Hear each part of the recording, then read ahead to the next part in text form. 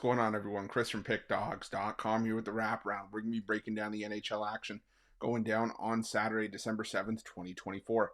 If you like this content, make sure you smash that thumbs up. Subscribe to our channel. Let me know your NHL picks in the comment section below. And if you're looking for my best bets, including my daily $15 best bet, head on over to Pickdawgz.com and click the Premium Picks tab at the top of the page. I'll break it down again in a little bit, but do have a lot of action on the board for today's card. A lot of college hoops. Some college football is going to be my $15 play of the day, as well as some NBA mixed in there as well. So definitely check something out long term. So I can tell you guys, it's the best bang for your buck, best maximum value. And I can tell you, hot streak's just around the corner. We're going to finish 2024 in style. I'm heading to Vegas in January as well. So I'll tell you, you guys want to make sure that you're on board, because we're going to be making some money in to close out 2024, and 2025 is going to be our year. But that's still down the road. We still have 11 games to talk about here. Had a great return to the wraparound yesterday. I appreciate all your guys' love and support as we still try to navigate through what is still a very, very fresh and difficult time. But you know what? The show must go on. We're here to talk about 11 games. Like I said, had a great day with the NHL picks yesterday. Let's build on it. Let's make some more money. You guys know the drill. You ready? I'm ready. Let's get into it.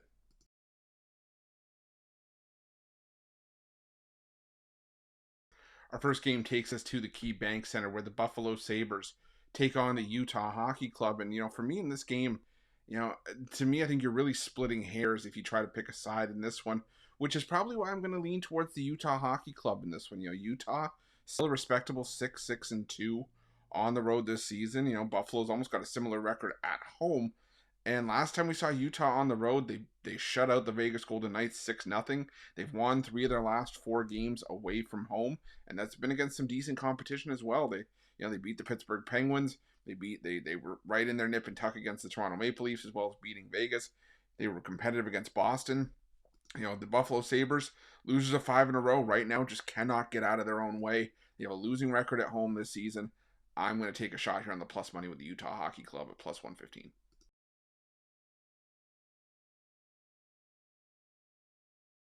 Now we head to the TD Garden, where the Boston Bruins take on the Philadelphia Flyers. And this is a Boston Bruins team that looks like it's starting to really figure some things out.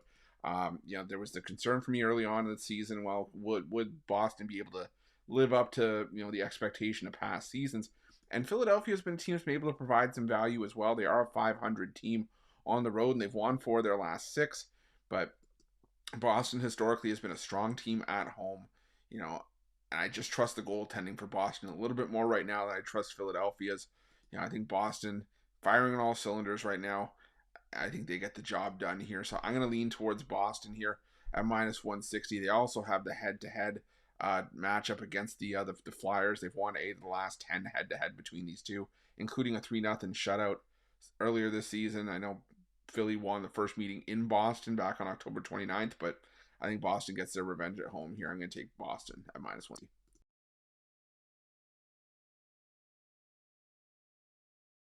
Now we head to the United Center, where the Winnipeg Jets pay a visit to the Chicago Blackhawks. And as much as I want to take a shot on Chicago, just given how inconsistent Winnipeg has been since really starting to cool off from their the little streak to start the year, it's hard for me to get on board with the Chicago Blackhawks in their current form. This is a Chicago team that's really started to fall apart as of late. This is a Chicago team that at one point was showing that maybe, hey, we can provide some value, but they've lost 4 straight, 8 of their last 10. The majority of these games, they're scoring 3 goals or less. They've scored 3 goals or less in 9 of their last 10. Winnipeg has been inconsistent as well, but I do trust Winnipeg's goaltending more in this spot. Now they do have a back-to-back here with the Columbus Blue Jackets coming to town on Sunday, so you got to figure out which goaltender you're going to see here. But either way, I think the Winnipeg Jets find a way to get the job done in this thing. So I'm going to take the Jets to win this one in regulation at minus 125.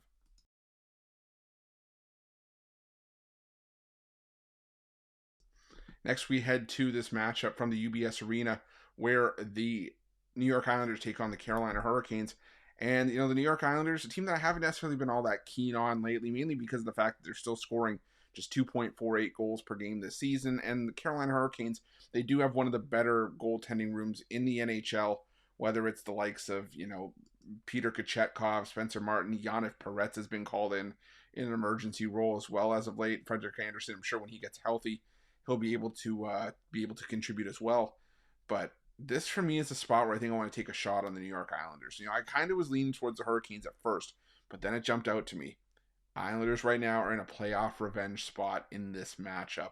It was the Carolina Hurricanes that took care of business against the Islanders 4-1 in last year's playoffs.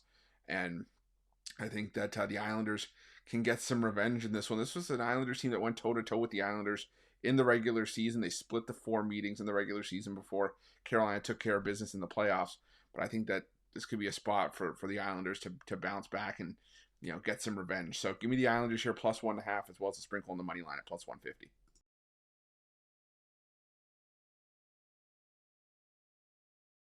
Now we head to this matchup between the Florida Panthers and the San Jose Sharks. In Florida, a big favorite at home in this one. And normally I would be like, hey, let's take a shot on the San Jose Sharks. They're 19-10 on the puck line. The problem is that the Florida Panthers have won 10 in a row against the San Jose Sharks. The majority of those have been by 2 or more goals. And while there is value to be had with the San Jose Sharks in some spots, last time out they lost 8-1 to the Tampa Bay Lightning. And a reminder to me that just because there's value on the board doesn't mean that, it's going to cash every single time. And while this is a decent shot to maybe try to make 3 times your money on a single game, and I wouldn't blame anyone for taking a shot just based on the price, for me, I just can't get to the San Jose Sharks. Like I said, they just really took one on the chin against Tampa Bay, and the issues that they had really shone through in that game. And what I've seen is that, San Jose can take on teams like Washington and maybe pull off an upset here or there, but the Florida Panthers have won 4 of their last 5 games, even in the losing effort in the one outlier in the 4 of 5. They still scored 4 goals in that game. They scored 4 more in all 5, putting up a combined, if I do some quick math here, 28 goals in those 5 games. So give me the Florida Panthers here. I'm going to take the Panthers on the puck line, but not my favorite game on the board.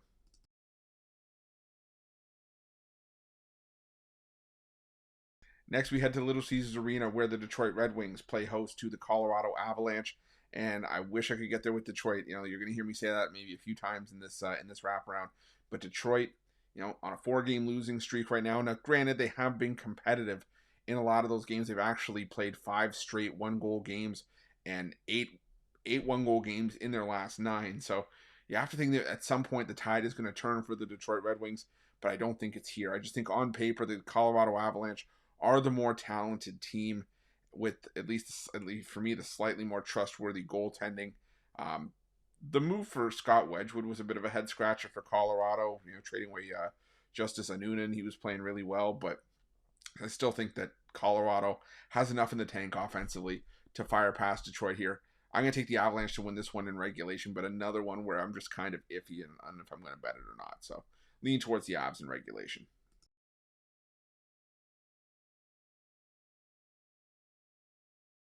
Now we head to the Bell Center for a matchup between the Montreal Canadiens and the Washington Capitals. And this is one spot where I think I can definitely get behind a team here. I can get behind the Washington Capitals. The Montreal Canadiens, they continue to run hot and cold. They do technically play their better hockey at home. They are a 500 team on home ice this season. But the Washington Capitals, I said it yesterday, and I was unfortunately on the wrong side of it with the Maple Leafs. Yeah, I know, they're getting me again. But, the thing is, the Washington Capitals keep finding ways to win without Alex Ovechkin. They started Charlie Lindgren yesterday. Now they get Logan Thompson, who's been outstanding this season. I think the Capitals have one of the most underrated goaltending pairings in Charlie Lindgren and Logan Thompson in the NHL. So I'm going to take the Capitals. It's a reasonable price at minus 150. We're only paying this because the Caps are on the second half of the back-to-back here. But I said Montreal, you beat Nashville, you beat the Islanders. It's all well and good, but still, Washington's just playing too well for me to go against their 10-2 on the road this season. Give me the Caps at minus 150.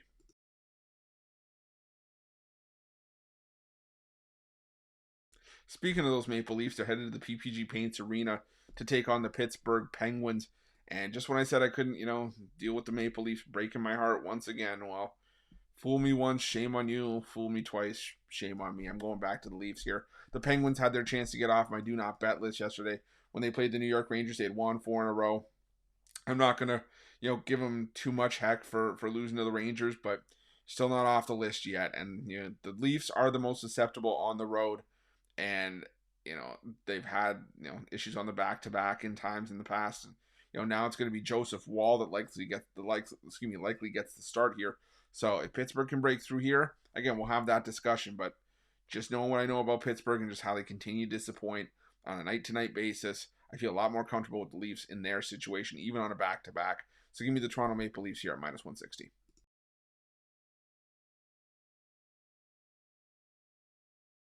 Now we head to the Canadian Tire Center for a matchup between the Ottawa Senators and the Nashville Predators. And I've been fading, Ottawa as of late for when I felt for good reason. They've still lost 7 of their last 10 games, but the 3 wins have all come in their last 5. They've been starting to turn it around a little bit. They have back-to-back wins at home over Calgary and Detroit. And now you welcome a Nashville team to town who is arguably the most disappointing team in the NHL so far this season.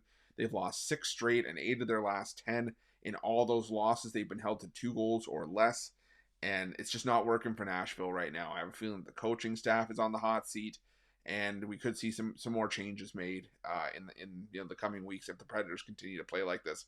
The Ottawa Senators, like I said, not a team I rush to back, but they still have a winning record at home despite their recent slump, and I still think that they can get the job done in this one. The Nashville Predators are at the top of my do not bet list, and that's not changing. So give me the Ottawa Senators here at -120.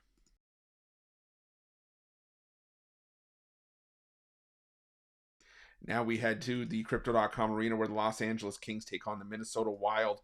And again, in a game where I could see the case to be made for both sides here. But even with Minnesota on a back-to-back, you're giving me plus money with a team that is 11-1-3 on the road this season.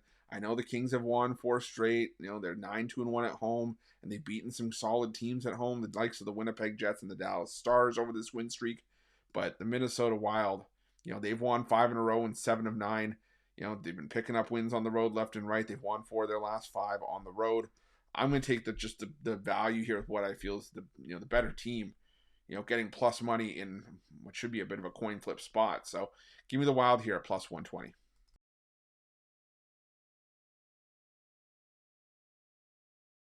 Our final game on Saturday's card takes us to Rogers Place, where the Edmonton Oilers take on the St. Louis Blues. And this is a tricky spot because I get why the Oilers would be favored here, but I still feel like you're paying the premium with the Oilers that necessarily isn't justified. There's only a couple points that separate these two teams in the standings. Edmonton, they've won 4 of their last 5 and 5 of 7, but so has the St. Louis Blues, and they've won 4 of their last 5 as well. All 4 of their recent wins have come on the road. So I'm just having a hard time fathoming this price here. So I'm going to take the Blues. I'm going to take the +1.5. I'm going to put a little bit on the Blues money line at +235. Head to head, the Blues have won 3 of the last 4 meetings. They won the two of the 3 last year. Granted, the home team won all 3 meetings last season, but like I said, this is just solely a value pick because I don't feel that the Edmonton Oilers should be -290 in this spot. If you had them in the high 100s, maybe 170, 180, maybe we have a discussion because, okay, I get it. This is still a solid team that plays their best hockey at home. But given the fact that both teams have similar form, the St. Louis Blues have had the upper hand on Edmonton over the last couple of years head to head. I'm going to take a shot here on the Blues here. So give me the Blues +1.5 as well as on the money line at +235 to round things out. That's it. That's all your NHL action for Saturday, December 7th, 2024. Again, if you like this content, make sure you smash that thumbs up. Subscribe to our channel. Let me know your NHL picks in the comment section below. And if you're looking for my best bets, including my daily $15 best bet, make sure you head on over to pickdawgz.com. Click the premium picks tab at the top of the page. Like I said, I have a ton on the board today. So this is going to be a great time to jump on long term. My $15 play is in college football for conference championship weekend. If you hop on a long term pass, you get my NFL included. I've been loading up on the college hoops as we're starting to find our footing with college hoops as well. We have enough of a sample size where I'm starting to feel really strongly about it. So it's definitely something you want to check out. Hop on a long-term pass. You can also just jump on a daily pass. But like I said, whatever you choose to do, use the promo code PICK at checkout for 15% off your purchase. Thanks so much for watching. We will see you guys soon.